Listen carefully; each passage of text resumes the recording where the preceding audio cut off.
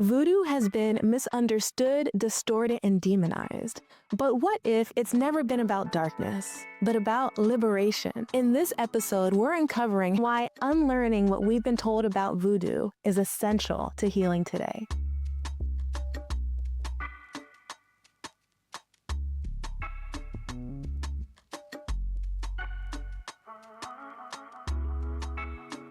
Long before Western clinical treatment, there was us. Welcome to the Healing Underground, a sacred space where we reclaim what we've always had, remember what we've always known, and rise in all the ways that heal.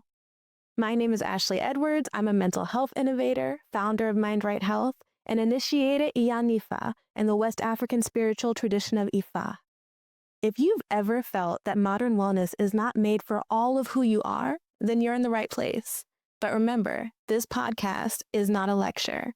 It's a meditation. Let's begin. So when people hear voodoo, what do you normally think of? Well, actually, what were we taught to think of? You may think of the little cursed voodoo dolls, darkness, voodoo being used as a tool to hurt or harm others. These are all stereotypes that we've seen in the media, in movies, in music, and that have been promoted. But what we're really doing most of the time is mocking something that we don't truly understand. And is that not the playbook of colonialism, to mock or fear the things that we don't understand? So in this episode, let's break down the real story behind voodoo and its work in the Haitian Revolution, and what we can learn from that today. So let's set the stage for the Haitian Revolution.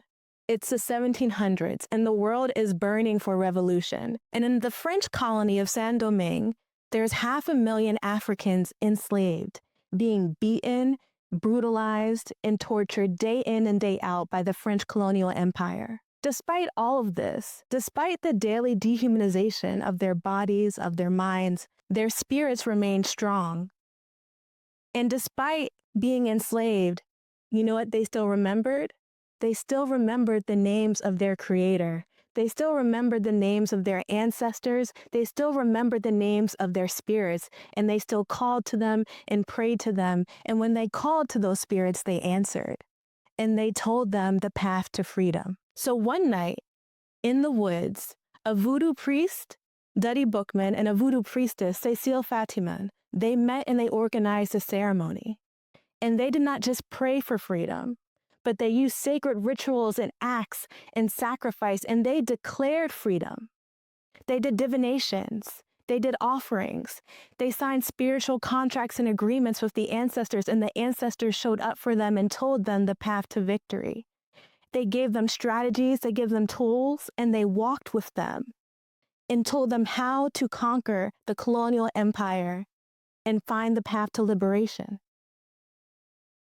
And days later after this, plantations erupted in flames. Voodoo was not only a spiritual practice, it was the heartbeat of the Haitian Revolution, and it was powered by spirit, and it was powered by ancestors, and it was possible because enslaved people in the colony of Saint-Domingue chose to remember their spiritual roots. They chose to remember their divine power. And this is why the French had banned voodoo, because they knew its power. And this is why the Catholic Church had called voodoo a practice affiliated with demons and the devil, because they knew the power. But what the enslaved people in Saint-Domingue knew was that voodoo offered not only a path for spiritual healing, but it reminded them of their divine right to justice, their divine right to freedom and liberation.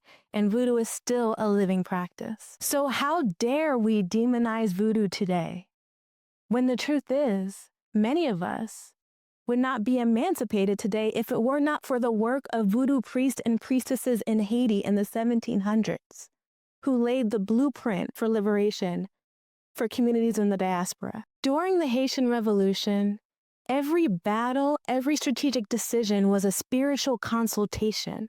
When it was life or death, when it was between freedom and slavery, every choice made in that struggle required consultation with the spirits and ancestors. Why aren't we using that lesson now?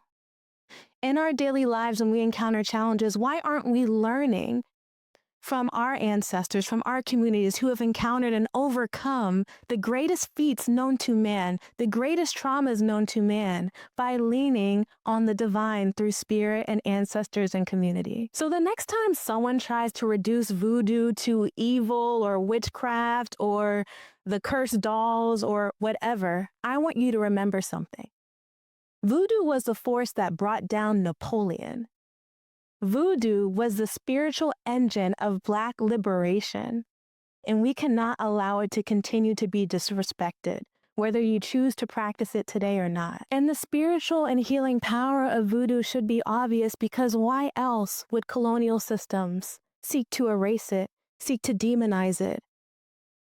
Why else? Because they recognize it as a tool for liberation. Western systems understand that traditional African spiritual practices like Haitian voodoo not only represent healing and ancestral communication, they also represent divine power. They also represent sovereignty. They also represent divine justice, which is our birthright. So I ask you, let's not let Western systems control the narrative.